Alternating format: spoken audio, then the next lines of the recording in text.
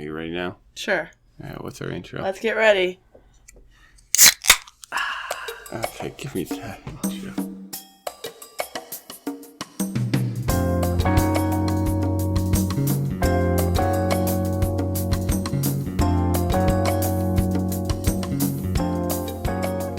Welcome to Faith-Filled Nerds, where two happily married nerds explore Christian symbolism, iconography, and theology within various fandoms. Our goal is to pit them against the source and see how accurate or inaccurate they are. I'm John Mark. And I'm Michelle. And we're here to explore 2005's movie, Constantine. Constantine. Constipation. Every time I searched his name, I tried to bring up constipation. It's funny because you asked, like, oh, where does that come from? Okay, look, I just wasn't thinking about history. I thought it was I thought it meant something, like constant. No. Like endurance, he's a pillar. No, that's Emperor Constantine. Yeah, I know, but his name's John Constantine, not Emperor Constantine. Yeah, so this movie, it had been a while since I saw this movie, and now you disagree with me on this point. What? But I think I like this movie, first of all. I think it's fine. I like this movie. I think the CG holds up actually pretty well for most of it. Well... Okay. Outside of the cows. The cows. Look, the budget went all to that glass scene. Yeah. No, but the bugs were pretty. The bug demon actually didn't do so great. Well, his lips were snakes. It looked weird. No, I think they were centipedes. I'm pretty sure they were snakes. They probably were snakes. No, I was saying that I like this movie, even though it's paced like a tranquilized sloth. See, I like the pacing. I'm complete opposite of you. I thought the pacing was fine. It really pieced it out like it needed to, like a mystery, because he's like a detective in this. Yeah, I suppose. I will say though, from a theologian, this movie just seems like a freaking fever dream to me. They took some names and some concepts, and that was all the research they did. Oh, no. Like, we're gonna get into it because there are some points on the theology, they go so far off the rails, they are in outer space and orbiting Jupiter. Like, it is a fever dream. I do have a question for you, though. What's up? What do you know about DC Comics' John Constantine? I'll be honest with you. When I first saw this movie, I didn't know that it was based off a comic. It does not present itself at all. There's almost nothing that makes you think. I don't even think it has a DC opening or anything. This was before big comic movies really took off. I don't. So, it's really weird. This is a comic book character from the DC universe, but, if you see this movie alone, it has absolutely no reference to anything from the DC universe. The only exposure I've had to the actual comic book, Constantine, is there was a movie where, it presented itself as, one of those, Marvel animated movies, but it, had this, Scooby-Doo mystery feel to it, because it had, Constantine, I guess, the Wolfman, Frankenstein's monster. Yeah. No, that's because they're the Justice League Dark. Yeah, and it was interesting. Because Constantine, from the movie and from the series, the only thing I really have in common, personality-wise, not even personality-wise, their thing is the chain smoking. Oh, is he a chain smoker? That's his thing. Oh, okay. So this movie... Yeah, we should do DC comic stuff. This movie came out 2005, and it Did you see it in theaters? I didn't see it in theaters, I don't think I did either. How old was I in 2005? I was really young. I was living... Well, because I was living in Goodland, we didn't really have a great... yeah, you're older than me. We didn't have a really great movie theater there, which is fine. How old am I? Are you trying to figure out how old you are? No. Well, yes. Anyways, so... 5 minus my birth year equals... I was 16. I might have saw it in theaters. It had been a while since I saw it before I met you. So. Yeah. It had been a while since I've seen this movie. The other big complaint I'm going to... I bumped my mic, sorry. The other criticism I'm going to put on this movie is the sound. What? Because it's either super loud... Yes! honest, I think that's not the movie's fault. I think that is the rendering onto the disc fault. It might be. But, well, because a lot of those scenes are either like they're whispering or they're yelling, and there's nothing in between. There are several movies that do that now. And at time, I think it's just the era. Yeah, it might have been. Because it was that gritty era. Yeah, like, and I guess whispering is gritty. Blade, my brain. Blade. No, it was the vampire. Yeah, Blade. I'm right. Okay. Yeah. I was trying to call him Blade Runner, but that was really wrong. No, Blade. Blade Runner's a different thing, Michelle. Blade 1, 2, and 3. Yep, I haven't seen any of them. Are you serious? Not a single one. Oh, we need to fix that. No, we don't.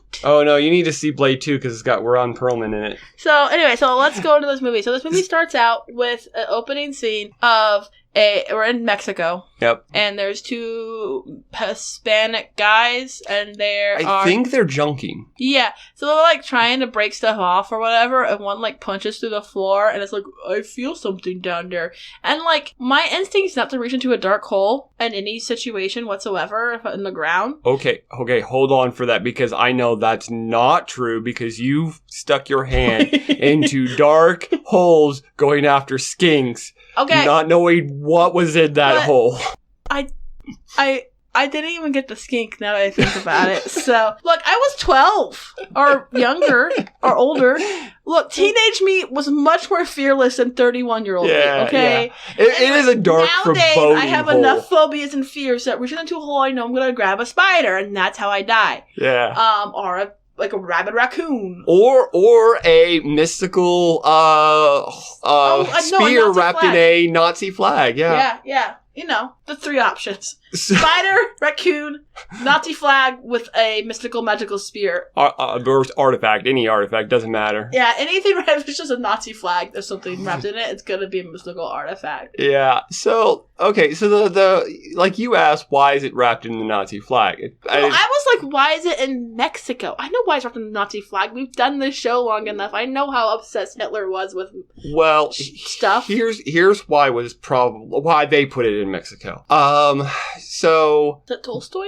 No, it was because... Because I know he went in Mexico. Yeah, there's a theory, although there's probably more evidence than I'm giving it credit for, that a large part of the Nazi party were... hiding in Mexico? Hiding in, well, actually South America. That is not... wrong. Okay, it's not wrong. There is actual evidence of that. I remember that because I remember other things running there and some history stuff I did. It is because it's easy to hide. Yeah. And stuff. It was, at least back then. I mean, it's probably not too. But, so that's probably how that got there. But that was South America. Anyway, so he's like, boom, this is mine now. And it possesses him. Walking. It possesses him. It's the spear of... it's a spear of Longinus. Or Longinus, however you want to pronounce it. I'm like Langy. Longinus. Longinus. Hold on. Yeah, it's... The classic, the spear that killed... Oh, I forgot they said that. The spear that stabbed Jesus to see if he was dead or not. Yeah, so they say that it was the spear that killed Jesus, which is not true because it was actually dead. Yeah, he was already dead. It's actually the spear that was used as a way of determining if he was dead. How does that work? If you stab them and they yell, they're not dead? No, because it actually, if you read, he's still there. If you read John 19, verse 34, one of the soldiers pierced his side with a lance. Yep. And immediately there came out blood and water. So I'm not a doctor or medical professional or anything. Because he was dead and under pressure?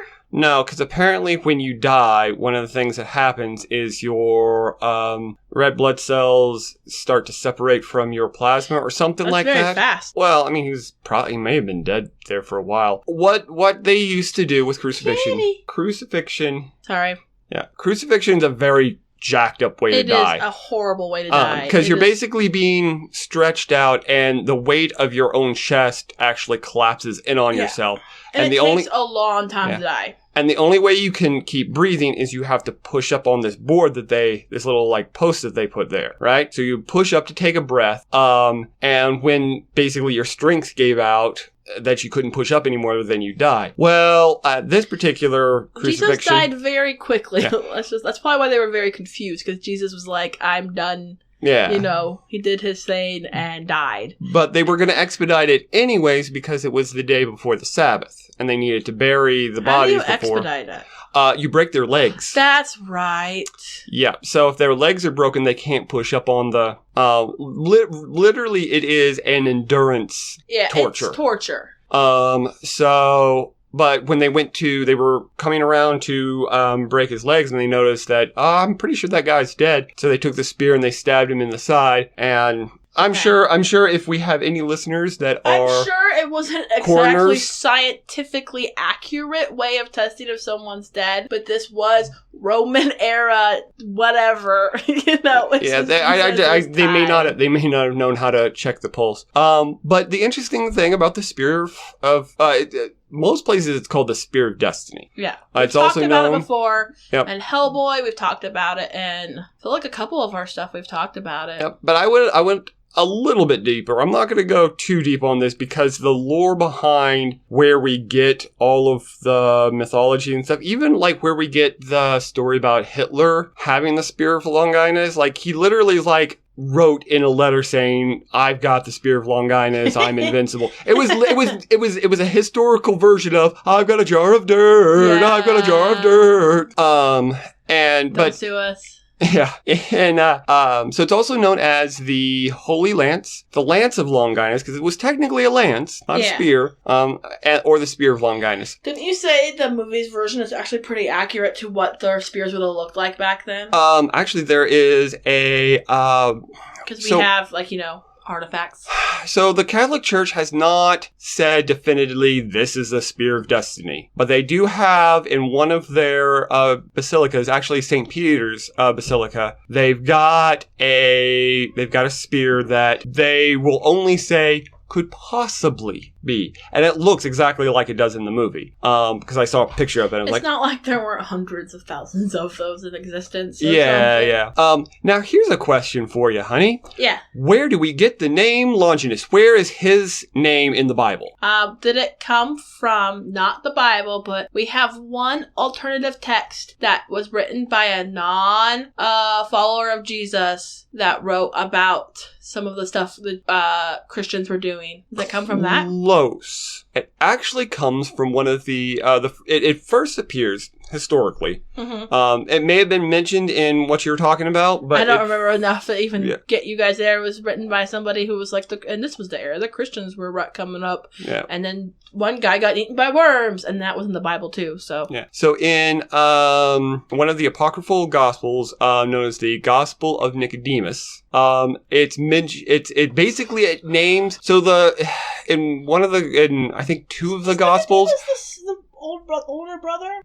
Oh my goodness, my brain can't remember. It was the guy that provided the tomb. No, I thought that guy was named Joseph. It was Joseph. That was Joseph. No, Nicodemus was the Pharisee. No, it was the Pharisee that came to Jesus. He's like, I'm interested in what you're saying, but I don't want to get caught by my buddy. He met him in a dark alley or something. Hey, got any of that, salvation of God? Yeah, right. He's like, what must I do to be saved? You must be born again. I am confused. I mean, it's a very confusing subject. Yeah. So, apparently, the Longinus is what a lot of Christian tradition, not actual biblical fact, but like tradition, gives to the soldier who not only pierced the side of Christ, but also was the one who said in, I think, two of the Gospels, truly this must be the Son of God. Yeah. That's Longinus. He also is one of the theories of originators of vampires in one of the World Darkness versions. Yep, and he was also the protagonist in a 1996 TV series called Roar about Rome invading Ireland, and he was the main antagonist, cursed with immortality. There was a show? Yeah, it was a show. It was weird. Wow, it's so 90s looking. It is so 90s. Like, I looked it up. It's so 90s. Is it their Highlander? Kinda. Except not without the, Oh my goodness, it's this actor! I remember the show! I think I watched this. Yeah. Anyway. He was so hot for the hot boy. He's not hot now to me, but he was a hot boy then. So anyways, we're after the guy takes the spear, he gets hit by a car, but he's fine because the car is not. No. And the he friends just, like, what is going on? yeah, he walks off into the sunset, and we're like, we'll never see him again. That's not gonna come back. He takes the whole movie. I just realized. Yeah. The whole freaking movie. So cut to Los Angeles and a apartment building. No, we cut to. Do we? No, no. Yeah, it's the scene with the possessed for girl. some reason, I thought the church thing, the ward thing was okay. Never mind. You're right. So we cut to the girl, and the mom's like walking by, and she looks into her room, and I'm assuming that's the mom. Her daughter's like up on the ceiling, like going, "I'm possessed." Like it's like the she actually says, "I'm possessed." No, but like. It's like, man, I wonder if she's possessed everybody. Like, yeah, she's on the ceiling. Full on exorcist movie. Yeah. And I looked at John Mark and went, when did we start putting our possessed people on ceilings? Like, where did that come from? And he's like, The Exorcist. And I was like, really? You don't think it was before that? I guess that's kind of where we kind of get our demon possession stuff from. When you really think about it, every other demon possessed movies you see really does stem from that. But we gotta do that movie sometime. Yeah, we do. Here's the thing about... Let's watch the extended one so we can suffer. Yeah. Here's the thing about demon possession in the Bible. There were 2 that I can think of off the top of my head. Well, 3 that I can think of off the top of my head. And about the only power that seems to manifest is super strength. Like there was the demoniac. I'm sure they say terrible things. Yeah, the demoniac of... I can't remember. My brain's going blank right now. But the Bible says that, they would try to like bind him and he just like freaking Hulk out and... Yeah. It's just something I always think of. I just hit my brain. Anyway, the mom's like, ah! And then a little bit later, Constantine shows up from a taxi. Driven by Shia LaBeouf. I forgot he was in this movie. I saw him. I'm like, wait, that's, I kept saying Even Stevens, but that's not his name. It was a young Shia LaBeouf too, because this is 2005. Yeah, he's like fresh off Even Stevens. He's I'm like, oh yeah, and he always plays this character that I want into this whole nitty gritty thing, but nobody will let me because I look like I'm 12 forever. Because I look like Shia LaBeouf? Yeah, like we can't let you in. You're Even Stevens. You can't come in. Yeah, like we've seen your show. We know what you're like. It was a weird, that was a weird thing when he was trying to. He was in iRobot. He was in Indiana Jones 4. Yep. He was in Eagle Eye, and actually he was a different character in Eagle Eye. He was actually when he's like a main character, he's not usually too bad. Yeah. But like the thing about the Indiana Jones thing is, you don't look at Shia LaBeouf and say, "Yes, you are." You're Indy's son. Indy's son. I almost said Patrick Stewart. That is the wrong by the way, person. spoiler alert if anyone cares. Yes, you are Harrison Ford's child. Yeah. I will believe, if I have to believe, if I can't believe Shia LaBeouf's Harrison Ford's child, and I neither can believe the overplayed, Kylo Ren. Kylo Ren. Like, I can't believe. Yeah, you want me to? I could buy that one a little more.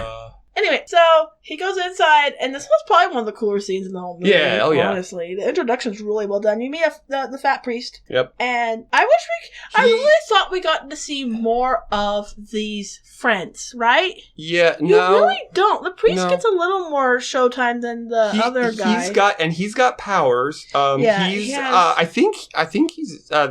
He seems like he's an empath of some sort. He's some kind of empath, or he's a powerful seer. Why couldn't they use him? Because he wasn't a hot girl. Yep. Has to be a hot girl. Yep. Anyway, so he's like, yeah, I found a good one for you. And he kind of, I think he's, actually, I feel like the first time I watched this movie, I thought that he was a scummy priest. Because he kind of dressed and acts like a scummy priest at first. It doesn't help that you first see him, like sneaking out behind a pillar or something like that. And then you realize that, no, he's just scared. Yeah. He is in this world where demons and stuff are actually possessing people all the time. And, he's and then he has these superpowers that literally leave him open. Yep. He wears a Trinity symbol that apparently is like a charm that protects him. Yep. From, getting messed up. Yeah. Anyway, so, I don't know. I felt much more sympathy for him this time around than I did the first time. So they do the exorcism, and the demon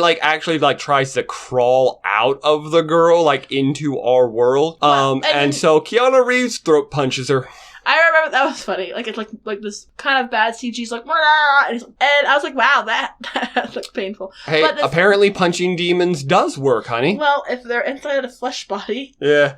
And then he does this cool trick where he exercises the demon into a mirror. Yep. And then they chuck the mirror out the window, and it breaks before the demon can hop into another body. I like that's how you explained it. That's made no sense. And then Constantine is like, that was not a normal possession. No. That was a soldier demon. Yep. Whatever that means. They don't really go into it. I'm sure they may go more into it because apparently there's a TV series, or was. I don't think the TV series has anything to do with this movie. It has to do. The TV series is like Flash or Green Arrow. It's the DC. Gotcha. So he's like, oh, better go figure out what's going on. Something's up. And then we cut over to Rachel Weisz playing, doesn't matter, girl. Elizabeth, I think her name is. No, Angela. Angela. Yeah, I forgot. Because really hard. I forgot how hard on the nose that is. Angela. Her sister was Elizabeth. Isabel. And her sister was Isabel. Isabel committed suicide, jumping off a building to escape something. I think it was to send a message. I also think it was then they couldn't use her if she was dead. Yeah, there's that too. And so, but they're Catholic. And this is where we kind of come into one of the things about. Okay, we're gonna go. Okay, so before we go any further, maybe we should just not. Well, I was gonna say before we go any further on this, yeah, I'm going to throw up at this point. I'm gonna put up a content warning right now. We are about to talk about suicide. Well, I mean, I've already mentioned it. Right, but we're gonna go a little bit into it because and so if you have souls and damnation, souls and damnation, all that stuff. So if this is your warning, if that's something that you have issues with, we'll skip ahead a little bit. We'll make a sound and let you know. We'll make a sound. I don't know. We'll hack this and editing and say jump to this time. Yeah, probably not. So here is my stance. Well, but before you do that, we have to go talk about the scene. Yes. Okay. Let's talk about the scene. So there's a library church scene because Constantine's like, I need to talk to somebody who might know what's going on. So he goes and finds this place where he knows a certain person is. Yep. And when he goes in there, she's also Angela's also in there talking to the priest, trying to get a proper Catholic burial for her sister, and it's been denied because she committed suicide. And apparently, you can't get that. I know that was a thing. Yeah, it was a thing for a while, but I don't think they do. I think that might have changed. I'm not sure. So it may have been a thing when this movie was made. I think the reversal of that or softening on that was something that's recent. I don't know. I don't know. I know that. Not Catholic.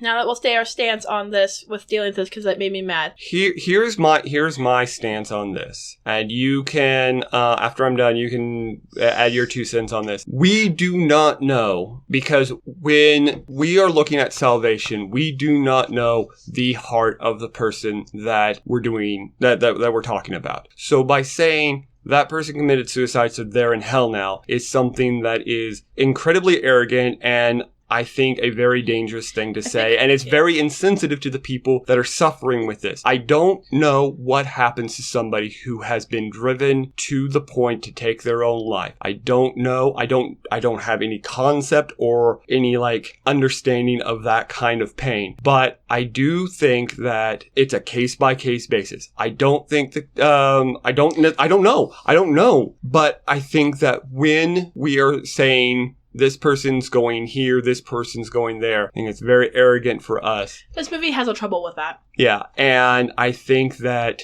God sees the heart. We don't see the heart. We just see what's on the outside. And so I'm not going to say one way or the other what happens after that. That is something between God and that person. But I think that saying these things, especially to family members who have experienced such profound loss and grief and confusion, it's a whole, I've been with friends that have had family members that have committed suicide, and it's you're angry, you're sad, you're confused, you don't know what's going on, you're just and to come along and say, say this stuff, it's not helpful, it doesn't work, please stop. If you're doing that, I'm not saying that you out there are, I'm just saying that I think that this idea that suicide is the unforgivable sin, I don't know. I think one of the biggest problems I have with this movie is very insensitive when it comes to this stuff.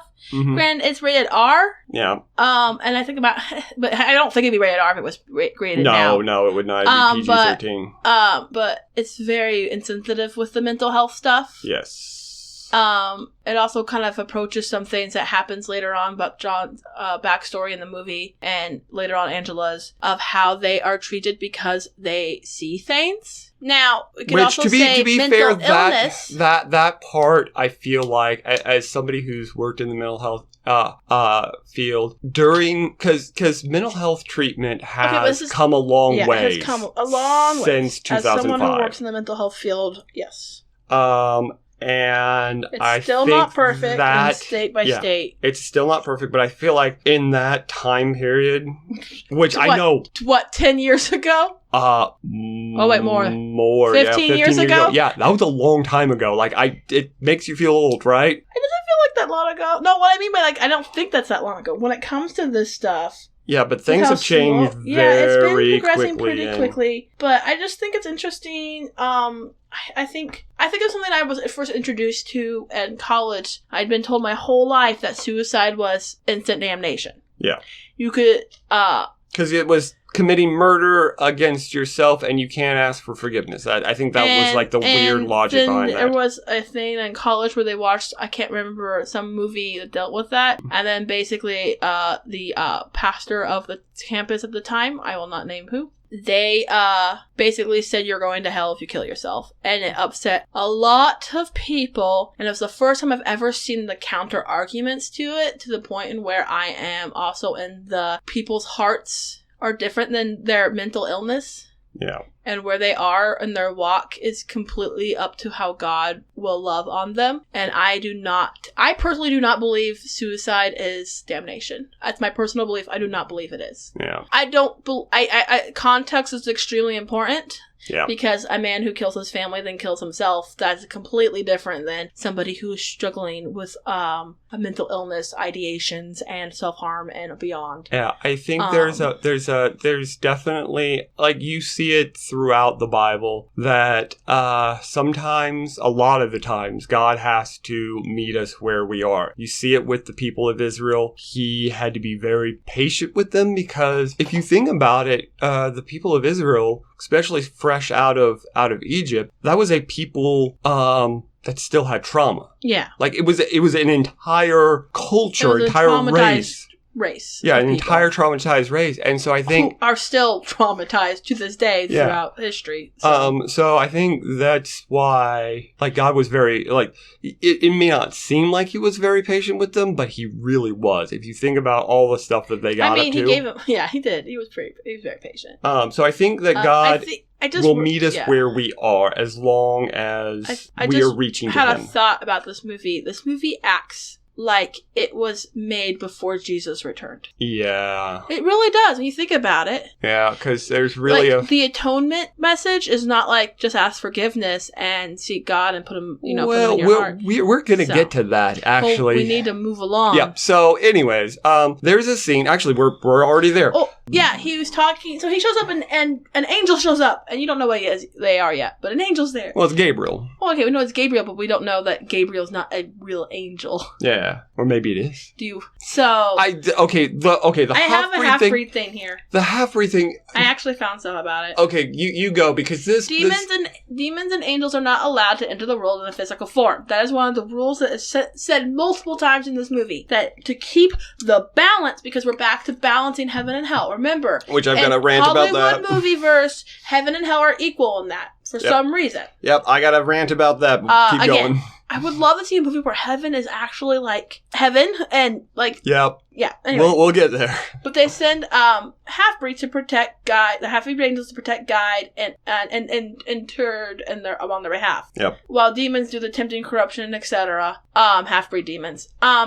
They are part demon and part angel, and part human, shown by yellow or a red glint in their eyes. Yep. They have power sets, duties, etc. But the odd thing is it's not explained how they exist. It's fully established that angels and demons are not allowed to physically manifest into the world. And so how do they produce half-breeds? It's not through sex then, unless we are continuing to ignore the established biblical doctrine and they can just make a woman conceive from a immaculate conception, unholy and holy conception. Not really touched on. Technically, that's kind of what they were trying to do, but we'll get there in a minute. But that was also powerful psychics exist. Yeah. Oh, yeah. We've already established that with the priest, though. So this scene with Constantine and Gabriel. So he's going to Gabriel. I think this was this before or after he found out that he's got like aggressive lung cancer. This was after. Yeah. So he's got. So we talked about him being a chain smoker. Yeah. So Constantine has like doob lungs, like they're going out. Yeah, you see the X-ray. The whole movie, he's struggling. Yeah, you see the X-ray, and you see the X-ray, and I'm not a doctor, but I'm like, that doesn't look good. It's just black. I don't think your lungs are supposed to look like that. The machine works right. Nope, that's it. Oh. Oh no. Oh no. And so he's going to Gabriel. And that doctor lady, like, they had, like, a history, and that's all we got of her. Yeah. You know, she was kind of cool. She's like, hello, I'm the black token character, female, bye! Yeah, he goes to Gabriel, and he's basically trying to make his case, like, hey, I've done all this stuff, can I get into heaven? And she's like, or it's like, no. Oh, yeah, because, like, Gabriel's presented very gender neutral. Yeah. Which is pretty, I really enjoy. The actress did a really good job. She's in here, probably. Tilda Swinton? She's probably in my list. I can't remember her. Tilda Swinton. There we go. She was also in the Lion, the Witch, and the Wardrobe. I mean, she was in also a lot of other stuff. Yeah. She's very good. She's quite good. Talks of her being, they're remaking the Labyrinth and having her be Jareth. Ooh, that would be good. That would be good. All right, so, okay, to be fair, I'm going to give this scene a little bit of credit. Because there are some things it gets right and some things it gets wrong. Well, first off, I just want to point out that Gabriel is a half-breed in this, which is interesting because it makes me wonder, is this the same Gabriel that was like, hey, Mary, yo, Mary, guess what? I got some news. I don't know. Man, this Gabriel character is the best character in the whole thing. Yeah. And they're barely in it. Yeah.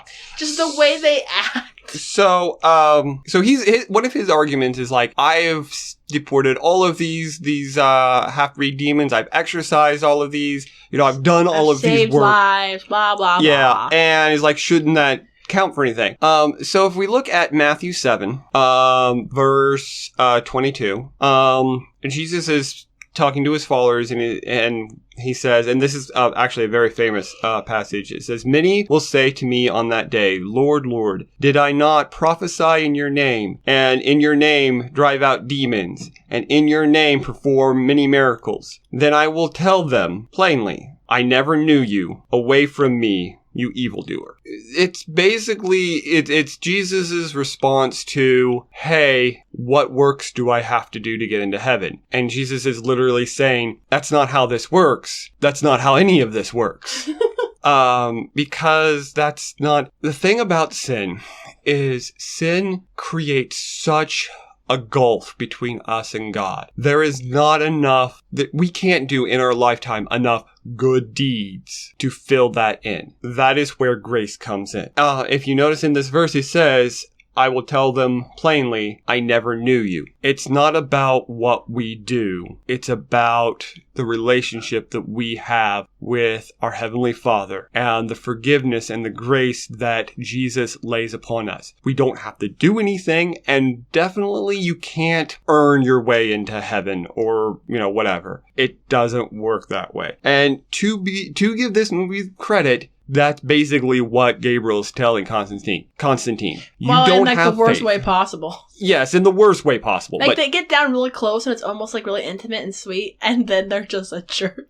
Yeah, she's not. They're not pleasant about it. But to be fair, they're not wrong. The way Constantine is going about this is not how any of well, this it's like works. no one's telling him how, though. Yeah. Like, I'm kind of mad. It makes me mad. Like, you've been around priests. Like, no one's because no one knows how. Like, this world is just like, doesn't know how to do it. I'm like, how is anyone a freaking Christian in this world? Because nobody knows what they're doing. Like, Yeah, it kind of really upset me after a while. I'm like, oh, Constantine, you just have to, like, say you're sorry and ask God, like, Jesus to come into your heart and they take these steps. They're not even complicated. You just have to actually mean it. And I'm just like, his poor, and no one's telling him. And his fat priest, what you doing? Yeah, they could have very easily given him this verse, John 14, verse 6 and 7. Jesus answered, I am the way, the truth, and the life. No one comes to the Father except through me. All right, so... Yeah, it's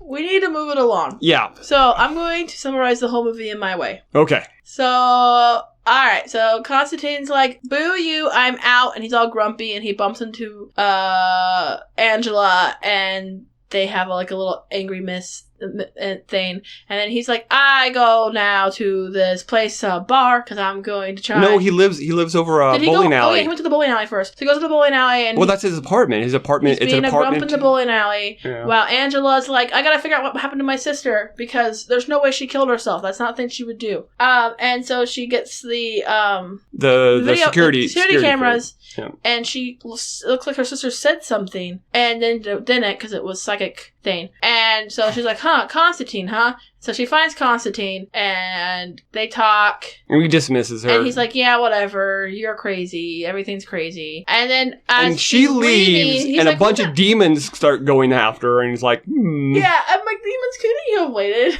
Anyway, so he's like, maybe she's not telling a crazy lady. So he goes after her, and they fight some demons. And then he explains...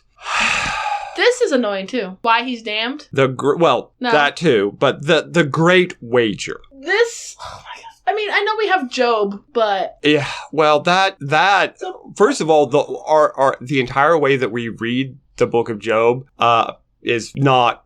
It's not that. Job right now. Anyway, but we're not going to talk about that. So the great wager is God and the devil made a wager for the souls of humanity. In this universe, God and the devil are equal, I guess. Even though it does say that Satan is not a devil, and this is not a demon. He is a fallen angel, and that's why he can manifest. Yeah. So, and again, it's one of those things where they try to put good and evil on equal footing, which, I mean, for drama purposes, that's great. But if you're talking about, biblical Christianity, that's not how this works. That's not how any of this works. I will reuse that as much as as much as I have to. So they have there's this they preserve what's called the balance. What's the wager? They're basically... Who can get the most souls? Most souls, but they can't, directly... Yeah, that's why they have half-breeds. Yeah, so So they get attacked by a bunch of demons. And then she's like, well, we need to find out about my sister. Well, first we gotta find out if she's really in hell, to find out if she really killed herself. And so there's a scene where he looks into a cat's eyes with his feet in water, and he goes to hell,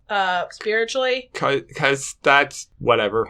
Well, because a cat is a link between worlds because cats are magical. Yep. Which probably stems more from the comic books when you think about it. And then he's like, oh, she's there. She did kill herself, so get a message to us. Yeah, because he gets her the little hospital band, yeah. And so they're like, you're twins, so we gotta figure this out. And first he's like, after doing this little road trip to hell, he has to get something to eat, and that's where you get some exposition about his backstory. Also, isn't this where the fat priest goes to? Yes. Yeah, it cuts away. He has the fat priest doing psychic search, and he's actually finding out answers about Isabel. Because he's like, it's a really cool scene, because he's touching a whole bunch of newspapers until he finds one that he's drawn to. Yeah. And it was a really cool way of doing scrying, honestly. Yeah, it's interesting. And then he goes there and he has to sneak into the morgue to touch her body. And everyone thinks he's being a creeper, but he's really just trying to see what she sees. He sees it, but since he doesn't have the protection, he is influenced by Beelzebub. Yeah, Beelzebub. We were introduced to him earlier. He's a half demon. He's very slimy. He's about as slimy as they come. Hello, look at me in my slimy pin suit, and I flip a coin on my fingers. So he's like, aha, I tipped you into drinking, because he apparently has a drinking problem. Yeah. But he can't feel the liquid hitting his mouth when he's panicking, so he starts really panicking that he's never going to be able to taste alcohol again. Yeah. So he runs into a liquor store and he just starts drinking and drinking and drinking. But he doesn't see it. He actually is drinking it, but his mind has been so fooled by the influence of, which is too much influence, which is breaking the balance. It's a trippy scene. They're really breaking the balance, basically, when you think about it. So he drinks himself basically to death, but before he dies, he carves into his hand the shape of the Antichrist, the son of the devil. I think that's what that means. Yeah, I guess. Into his arm, because Isabel had it on her arm. Yeah. And then there's a scene where because he's like kind of describing how half-breeds some will protect and some the angels protect and the demons tempt. And so there's this cool scene where you see Balthazar staring down at the clerk, who apparently is a half-angel who spreads the wings defensively over the body. And I was like, couldn't you have done that, like... What were you doing? Like, 20 minutes ago, my man? The demons are obviously cheating. Hello? Well, I mean, that's the argument for evil being more powerful, is that good will follow the rules while evil... Yeah, but, like, I feel like when it comes to supernatural rules like that, they can't be broken. You know what I mean? Yeah. Like, you just can't do it. Like, you just are, like, there's something in you that just can't do it. Anyways. Anyway, let's see. So they explain, Constantine. And then they're like, oh no, my friend! Well, Constantine, while this is all going on, Constantine's basically explaining a lot of his backstory. So apparently he's been able to see things. He's psychically aware, and he can see things that people haven't been able to, can't see. He can see demons. He can see angels and demons and the possessions. And his parents, not being able to see what he sees, just think he's crazy. And they, well, it actually shows... They're psychotic, so they do the therapy. Electric shock therapy, which...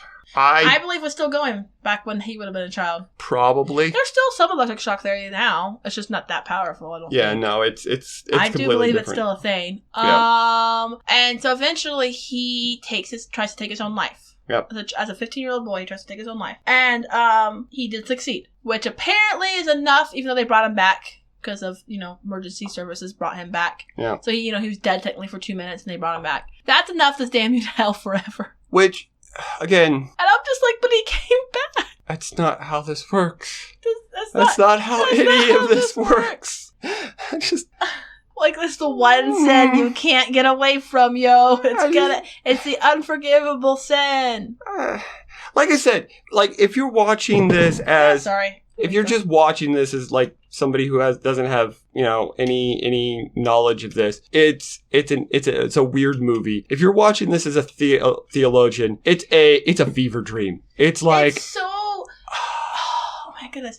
Oh, man. And they're like, man, we have... Oh, wait, what is this from? It's a Bible verse. What Bible? The Bible in hell. Hell has a Bible? Apparently, hell has a Bible, and it has longer chapters. Okay, I forgot about this. You forgot about the Bible in hell? No, I forgot about there's like... Because, okay, so they go back to the hospital. They're looking for clues, right? Yeah. Since the two were twins, they, when they were little kids, they had ways of, like... Kids do this. They have, like, little secret things that they do. Yeah, especially twins. And their secret thing was they would, like... Because if you write on... With your finger. Yeah, it'll leave and then it'll be invisible. And then if you breathe, put the fog on there, it'll show up. Try it with your friends. I just think they would have cleaned those windows by They absolutely would have, but that's neither here nor there. Also, more than likely, there would have been somebody... It's a really bad hospital. In Honestly, that hospital with all the bed. demons in it later, it makes sense. Yeah. So it writes out Corinthians, 17 something? Yeah, basically it goes farther than our Corinthians goes because there's a Corinthians in hell. So let me inform people what Corinthians is. Corinthians is a collection of letters. Yeah, why not Revelations? From Paul to the church in Corinth. Why Corinthians? Even Galatians. They even read the Bible. Yeah, even Galatians was a collection of pretty much all the epistles are letters. They're correspondence. They're sermons, but they're letters. There would be, if there was a Bible in hell, why would they have that? 2, they wouldn't have more letters unless a demon went up yoink, haha, I accepted this. Was that they had other premonitions in it, like Revelations. Yeah, but then why would that be in Corinthians? Or why wouldn't that be in Revelations? Colossians, not Corinthians. No, it was like, we're like, what? Huh? Like, Mark and I kept going, wait, there's a Bible in hell? And they have a copy, by the way. Yeah, apparently they somehow got it. Guy who provides him with various... His cue. His cue, basically, yeah. What is that from? The James Bond. Bond. I've never seen any James Bond movies, so his guy that gets him stuff. Yeah, his inventor, his creator, his... You have to have a gadget man. You have to have a gadget drug man. Guy. Yeah. So he is like, okay, well, so he gets his Hell Bible out, and he starts reading it, and then he knows that he's about to get killed. Like, he picks it up, that there's a demon's influence. Balthazar is back. Yeah. And, oh, yeah, this scene does not... This thing actually aged well, too. It does, gross. If you see a fly crawl out of his eye, this is a horror movie, guys. It's gross. Not like, ooh, horror, spooky, but like... anything around the eye just... It's a suspense movie. I want to say horror movie. Suspense. Anyways. And so he's like reading us off, and that happens, and they don't get there in time, and he gets like, he pukes out flies basically until he dies. Anyway, they find the coin, which says, oh, Balthazar was here. Well, first they have to reawaken, I guess, Angela's psychic powers, because she's had psychic powers this whole time. She just like suppressed them. Denied them into suppression. Yeah, and so like Constantine pretty much has to almost kill her. He does technically kill her. Yeah. So the way to awaken her powers is she chooses, she wants to see it again, but she has to basically go to hell for a little bit. Yeah. Which I think is interesting, because he kills her, so she's not committing suicide. But she's not a Christian. She says that. So maybe that's why. Anyway, the rules of this universe are all over the place. Okay, so this scene's really funny because it starts out like really serious, and then she's like, they're getting in the bath. She's getting in the bathtub. She has her clothes on, guys. She's getting in the bathtub, but before she's like, do I have to take all my clothes off? And he doesn't say anything, and she's like, John? And he's like, well, I'm thinking. And it's like the first time there was like any like sexual tension, romantic thing. Like the movie had been playing them pretty straight across from each other, and I was fine with it. And then I'm like, oh, I guess they're going romantic with this now. I don't remember this. But also, did it have to go like kinky sexual on us? Because that's not appropriate. Like I was like, this is weird. It was a weird scene. But at the same time, they had good chemistry later on. Yeah, they did. But it was just out of nowhere. It was out of nowhere, but it still worked. Like that was the weird thing. Like I like how she's trying to kiss him like the rest of the movie, and he has no clue. Yeah, that's the other thing. The comic book Constantine. Oh, this Constantine is very asexual. Yes. The comic book Constantine is the exact opposite. Yeah, he gets around. Yeah, he gets around. And he doesn't care with who. Yeah, they awaken her power, and because of that, she's able. A cute shark. She's able to find the coin. This scene's kind of terrifying because he pins her. Like she goes underwater, and she's like, "Oh, it's not working." So she starts coming up, and he holds her underwater until she drowns. Yep. And then he brings her up because time stops when you go to hell. The idea is you're tortured forever, so time does not pass. Yeah. When you're in hell. It feels like it's passing in hell, but it's not. And then he just yoinks you up. And she was able to breathe. It was weird. And so her powers awakened, and she was able to sense. What did she sense? She knew that there was somebody here. Because remember, Constantine lives in an apartment above the bowling alley. Yes. He lives in that's how they found the coin. Yeah, he lives in a apartment above the bowling alley. Yeah, and then his friend works behind where the balls come out. Area. Yeah, nightmare machines. Yeah, well, those, like I said, those machines are for like resetting the pins. I know, but from that side, they're nightmare machines. They are nightmare machines. So they go down and find the coin. He's like, Balthazar, you're cheating. Yeah, and he got really mad. And then he makes a cross-shaped shotgun. He knows Hellseed. He makes a cross-shaped. Oh yeah, Shia LaBeouf comes back and helps. He's been in this movie the whole time, by the way. He just shows up because he's forced to drive. He's his apprentice. Yeah, but he won't teach him anything. That's the running gag. It's still. He reads though. It looks cool. The shotgun looks cool. Shia LaBeouf does pretty okay in this movie later on. He does. I actually thought he was pretty adorable when he starts answering things and knowing things. And they're like, yeah, I decided to teach myself. Yeah. And then they introduce, I don't know. which person this is from my list of. They introduced this guy who was like a Templar, and so he's like immortal, but he is like he's the one he runs the bar that is neutral grounds for half demons and half angels to go in. I don't think he was a Templar. I think he's like a witch doctor, a voodoo witch doctor. Yeah, but they also said something about Templar or something. Yeah, he might have been. Yeah, he had powers, but he wasn't either one of those things. Yeah. He was all about the balance, but everyone's cheating except for him. And he also collects artifacts. Anyway, so has Rachel been taken yet? No, because Constantine basically I called her up. Rachel. Yeah, I know. I know who you were talking about. Constantine gets that's her basically real name. That's why. He loads up. He makes the cross-shaped shotgun, whatever, and he goes to, because I guess Balthazar is like a business mogul. Yeah, well, look at him. He's like a evil business CEO. Yeah, and so so he's the CEO. Oh, before they fight, he gives her these pendant to try and protect her from being taken, because it protects you, because that the pendant that was on the fat priest. Yeah, and for some reason she takes it off. Well, no, she had it. She decided that. I don't understand, because he was a necklace, and they put the necklace on her, right? Yeah. But instead, she was like, "No, let's pin it to my coat." No, they don't pin it. Well, maybe in the but extended. It was pinned on her coat when she took it off to go inside, because she did that. And I'm like, why did you take it to a pin and not leave it as a necklace? What is There was some continuity issues here. I demand an edit. I demand an edit for the 2005 Constantine movie that nobody remembers. I demand you answer my issues. I have demands. So he goes and confronts Balthazar, and he throws holy water in his face, which apparently takes the shell that's protecting him away. And they have a little slap fight. Yeah, they have a slap fight. He wins, and he basically threatens Balthazar with forced salvation. This is actually so funny. This is like... But this they knew was a joke.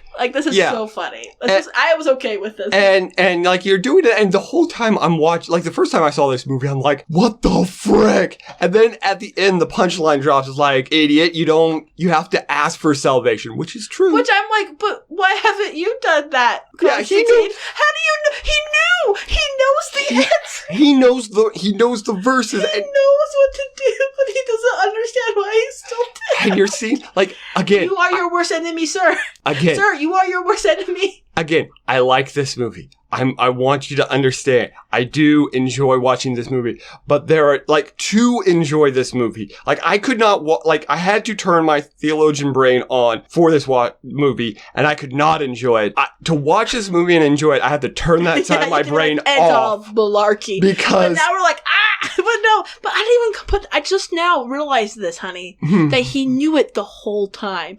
Earlier when I said, no one told him, that's because he knows. He's just he's his worst enemy. He's literally that's the way to do it for other people, but I'm too bad. I have to earn my way. Well, but which I believe there are people like that in the world who are like, no, you can't just ask. Yeah, there are. I can't. I'm too bad. I'm too far away. I have to atone, and that's okay. I mean, atonement is very important. It is for you as a person to grow. Yes. But not how you get into heaven. Yeah, and honestly, a lot of times atoning for your sins is different than atonement. And a lot of times. It's a cart. It's a horse before the cart thing. Hold on. You're good? Atoning for your sins is going, hey God, I'm very sorry. The whole process of atoning, saying you accept Jesus into your heart, taking the various steps to with that meaning it, all of that is different than going, I have to do A, B, and C actions in life to prove to God that I am worthy of his love. That's the difference. Sorry. Yeah, so it's a cart before the horse thing. You're doing all of these works to get salvation, where in fact you should do works because you have salvation. Exactly. Yeah. So anyways, so he does the thing, and he gets the information, blows Balthazar's head off anyways, because and then Angela comes in and is like, oh, are you done? He's like, yeah, let's go. And she wasn't supposed to come in, but got worried. She's a cop. It's a cop thing. Anyway, and she's like, okay, let's go. Boom.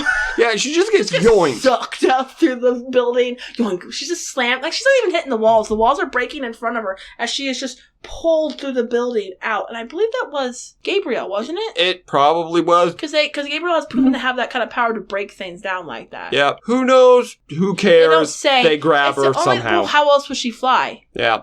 It's just Gabriel can be invisible. So. I guess. Sure. Well, they already established this. I'm gonna...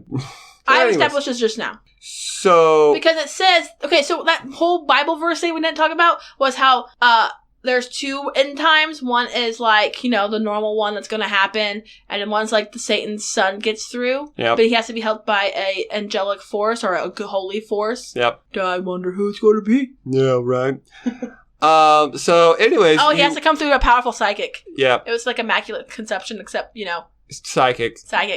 Sure. And not pregnant. Anyways, so hey, you remember that? You remember that guy that got the spear? You remember him? Do you remember him? He's been on the way the whole time. We cut back to him a few times in the movie. By the way, guess what? He's at the hospital now. Oh yeah, because they have to do. Apparently, it's at the same hospital where her sister died in the pool. Yeah. Because water's a conduit. Yeah. For. Yeah. Heaven and hell. And I guess. And they don't explain. It's just a conduit for everything, which is not wrong. Yeah, sure. And so she's taken there, and then there's a scene that my husband and I were very confused, realized might have been a little more sexual than we thought, and then I realized it's not. But at one moment there, I got a little scared. Yeah. I was like, wait, is this why it's rated R? I was like, that's why I was like trying to figure it out. Yeah, I hadn't seen this movie in a while, so there's some things I forgot. Yeah. Yeah. Thank goodness. Thank goodness she only got possessed by a demon. Thank goodness she only got drowned and possessed by the Satan's son. The son of the... Yeah. I mean, it's still pretty violating, I guess. But, out of all seriousness, there was little consent happening. Yeah. But that's kind of the point, because demons. Anyway, we mean that in the most serious way. I know I'm smiling, but just because it's just so absurd. And then, so Constantine's like, I gotta go get the girl. Come with me, Shia LaBeouf. Shia LaBeouf's like, finally, my time to shine. Okay, and so... That's my Shia LaBeouf voice. So speaking of artifacts, so apparently... The guy, my brain is blanking on the guy that owns the barkeeper. I have it listed here. Hold on, let me just keep going. I will figure. He has this special cross that apparently can turn any water, any amount of water into holy water instantly. Papa Midnight, yeah. And he has it, and so he gives it to gives it to Shia LaBeouf, and they're like, Jamon Hansu.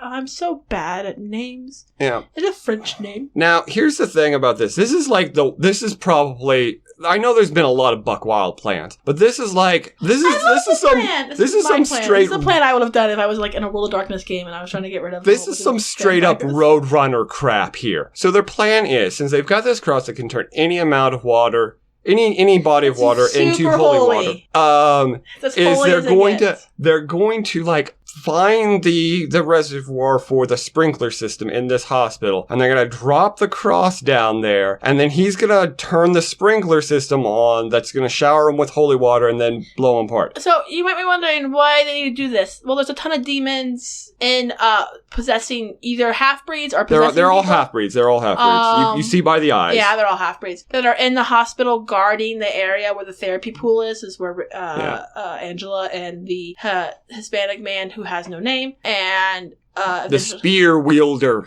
The spear wielder. He is, yeah. So they're all guarding it. They're all guarding him. And holy water, apparently, it doesn't, like, it hurts them, but it doesn't kill them. But it takes away their protection. Their protection. So he gets the This is probably the most Constantine thing he does, by the way. Yeah. When you really think about comic Constantine. Yeah. It's just like, hey, how y'all doing? Hold on. Gets a chair out. Gets on the chair. Takes his lighter out. And then holds it up to start the sprinkler. I love this scene because there's like demons who's just like, holy water? Like, really? Like they were just so shocked. They're just like, huh? and so, admittedly, another really cool scene when he's just, taking out all of these half demons. So he fights his way through. So he gets to the therapy pool, and Angela is on the ground, and she's in the pool. Oh yeah, she's in the pool face down. Yeah, so they think she's dead. And they pull her out, Well, they go to pull her out, and she, like, attacks him because she's possessed. By Satan's son.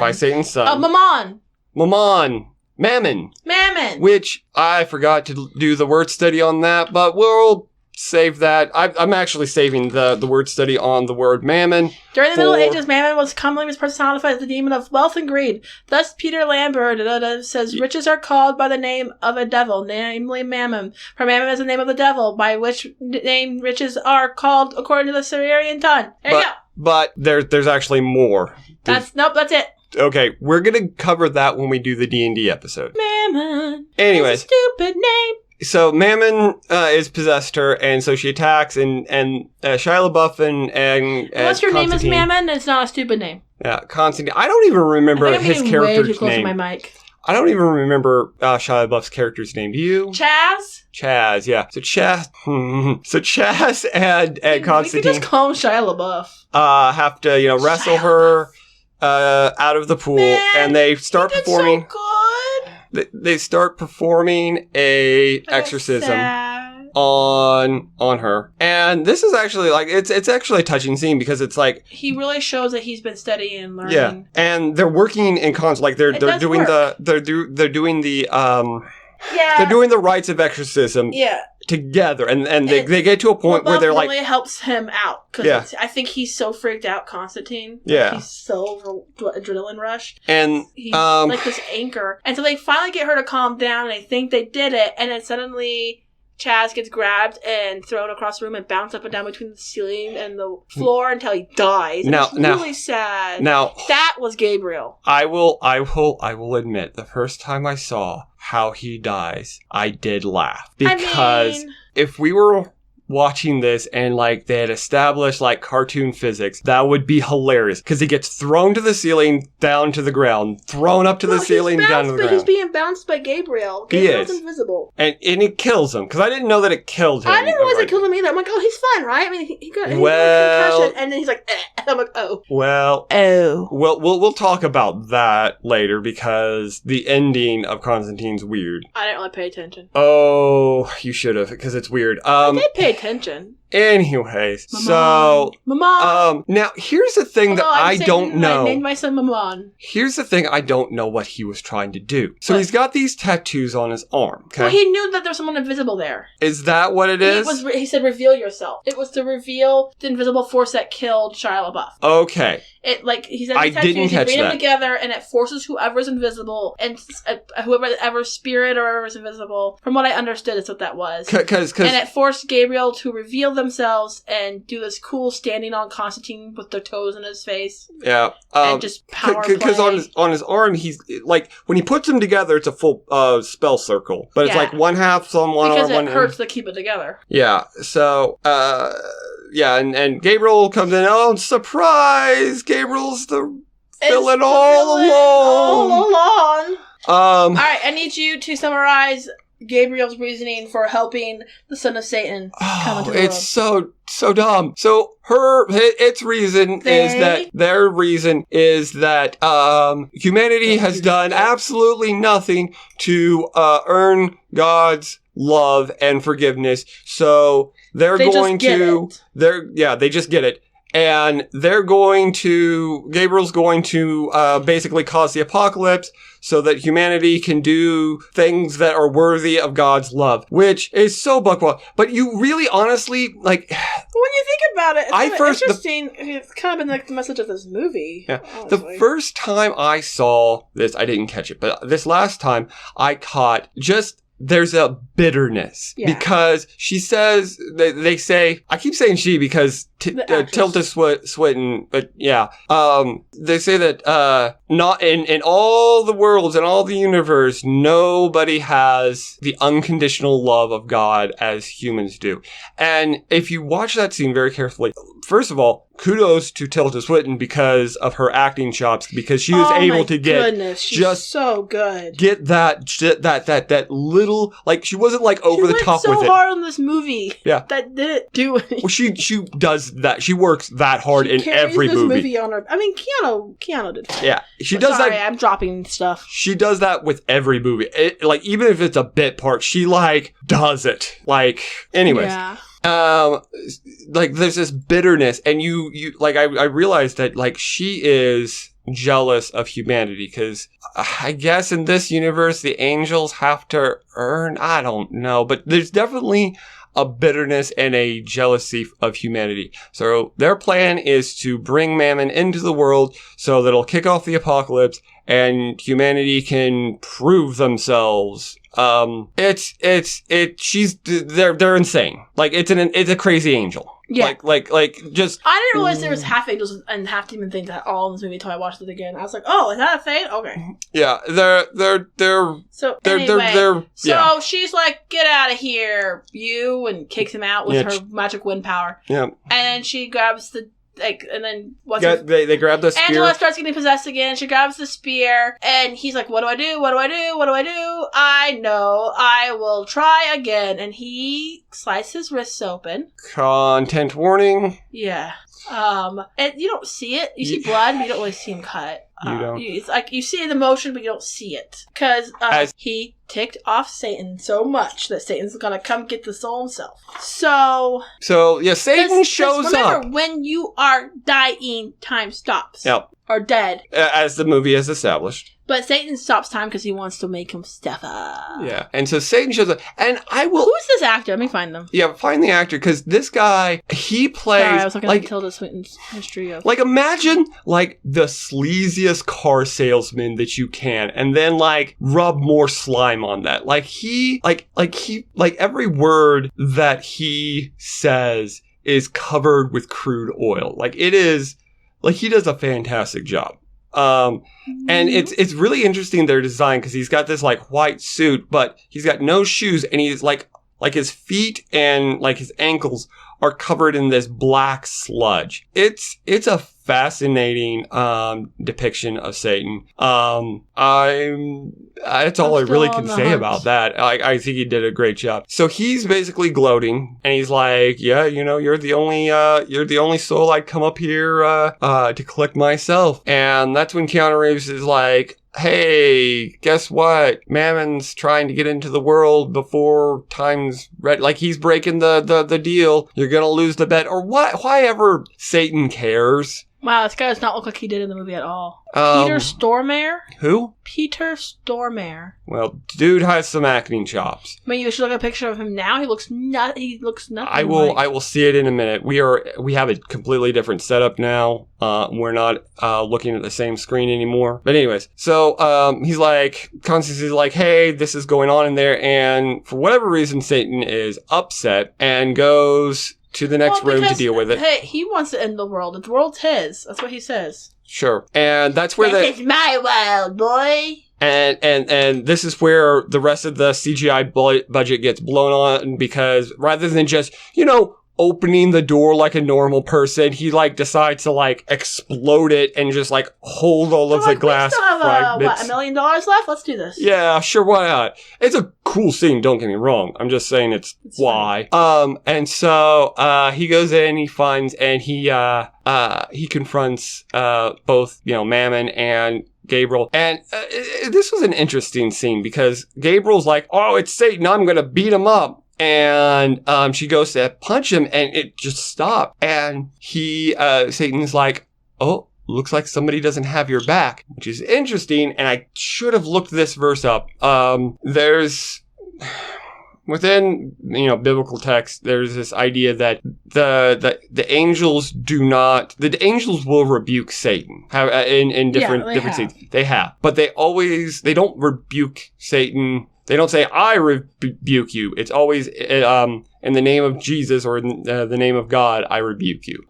It's very much that they don't have power except for what God gives them. Mm-hmm. And in this moment, God has revoked Gabriel's power pass, and so they get lit up. He's like, bye, and like he's just like, burns her wings off. Burns her wings off. Sends Mammon back to wherever. He's like, go home. Yeah, go home, boy. Go to your room. Yeah, basically. Go to your room. And then he's like, all right, I cleaned that mess up. What do you want? What do you want, Constantine? You want a second chance? And Constantine's like, Isabel, the sister. Trade me for her. Yeah. Okay. Because he made he did a solid for Satan, so Satan owed him. I guess. So he's like, sure. And I'm like, I guess Satan has the power to send people to heaven now. I guess, yeah, We're not going to talk about it. Sure. It's crazy. And then he starts dragging, Constantine back. I like how he's dragging him, and I'm like, what? Is that how this works? You're taking the whole body? Like, what's going on? Anyway, and like, and then the ground starts like, he got super gravitied, and he's like, why can't they move him anymore? Well, because Constantine sacrificed his life to save others, especially Isabel. Yeah. That it redeemed him. Like, God's like, yeah, get in heaven. Sure. Open those gates. Come on in, sonny. Sure, we don't need you to, the blood of Jesus, the blood of my son who died on the cross to give you this gift. We'll just, sure. Anyway, and Satan's like, what? No, that's mine. That's mine. So he's, oh my goodness. So he reaches over. It's a really cool scene. He reaches into Constantine. He like rips his shirt open. I was like, okay. Interested, and I think it was going to go this way. And then he reaches into and yanks out his lungs, his cancer. Yeah. Curing him. And I'm like, but that's not what killed him. It was he cut his wrists open. Like, wouldn't it made more sense to heal the wrists? I'm assuming he did, but I just like how he's like, the cancer, that's the problem. And I'm like, but that's not how he died.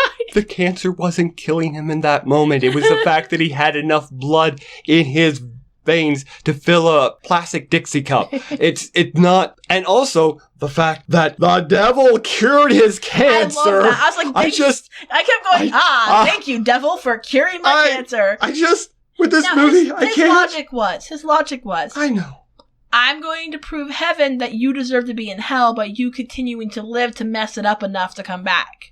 And I'm like, okay, buddy, but you still cured his cancer. Thanks, Satan. I know. And to be fair, this movie wasn't the first one that's like talking about, the devil doesn't want to kill you. The devil would actually like you to live a very long life.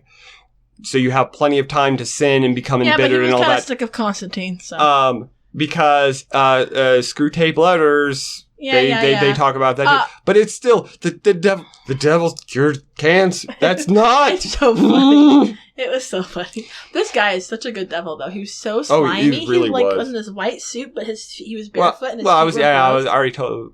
I know, but he was cool. I was busy thinking about what I was going to say next. I'm sorry. Anyway, so to wrap it all up, they were like, okay, well, here's the spear, Angela, go hide it where I can't find it so I'm never tempted. Shia LaBeouf's dead. Except he's not. What? Except he's not. Wait, I didn't watch this part. So, yeah, they go their ways. Did I get up and leave or something? They go their ways. Did I go potty? Hold on. Well, kind of. They go their separate ways, and then Constantine, I guess they make a grave, and he puts his lighter and his cigarettes there, basically, I guess, saying that he's quitting smoking, so what happens is that... I don't remember this. What was I doing? He walks away, and then Shia LaBeouf freaking comes down and onto the gravestone, and he's got those wings. Now? He's got the wings. He got the wings. He's got Gabriel's wings. And he picks up the lighter, and he shoots off into the sky. I don't remember that. That is hokey. Holy cow. Yeah. Why? That did not need to be in the movie. I don't know. I'm so glad I missed it. I don't know. Half the movie. I don't know. There's so much of this movie. Why did he take the lighter? Yeah, there's so much of this movie. But out of everything, that's so hokey. That's like 1990 movie hokey. Yeah, no, there's so much of this movie that I'm watching it and I'm asking Why did I go? I think it was so dumb. What? It was so dumb. You watch it. No, you watched it. It was so dumb. Your brain was just like, nah, this doesn't exist. I can't. I seek justice for this 2005 Constantine movie. Please edit it correctly. I need you to fix the flaws. It's so dumb. That was so dumb. It was so dumb. But, the movie's, otherwise okay. It really is a fun ride. It's a fun ride. Again, I enjoy this movie. I did not know that. I actually have no memory of that. Are you making this up? No. Are you making... No, I am not. I wish I was. I wish I was making this up. But I'm not. Anyway, so that's the movie, everybody. As always, thank you for listening. We are Faith Faith-Filled Nerds, a commentary and discussion podcast. We research, break down, and do our best to stay true to our faith. But as always, we are flawed human beings who make mistakes. Speaking of which, if you want to contact us and give us feedback, corrections, or further questions, you can reach us at faithfillednerds@gmail.com, facebook.com/faithfillednerds, and you can get us at Twitter at nerdsfaith. Thank you to Steve Rue for the use of your wonderful jazz album for our opening and closing of our show. You can find Steve Rue at youtube.com/Steve Rue, and where online music is sold. Thank you for supporting us. Just knowing you are there really encourages us to continue our work. Please leave us a review and rate us on whatever platform you listen on. And now for our out of context Bible verse. Psalm 139:4. Before a word is on my tongue, you, Lord, know it completely. All right. I'm John Mark. And I'm Michelle. And in the words of the immortal Wolfwood, go with God.